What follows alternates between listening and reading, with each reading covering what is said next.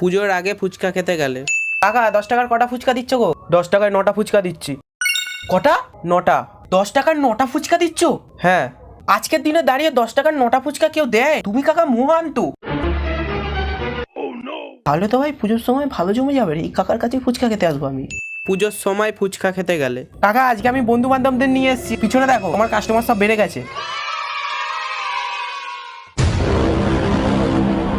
আমি বন্ধুদের বলেছি তুমি 10 টাকার 9টা ফুচকা দাও, তাই জন্য কাকা আমি সব বন্ধুদের নিয়ে চলে এসেছি আজকে তোমার কাছে জমিয়ে ফুচকা খাবো বলে। এই এক মিনিট দাঁড়াও 10 টাকার 9টা ফুচকা নেই, 9টার জায়গায় এখন 3টে ফুচকা সবাইকে দেওয়া হচ্ছে। কেন দিচ্ছ? পুজো স্পেশাল।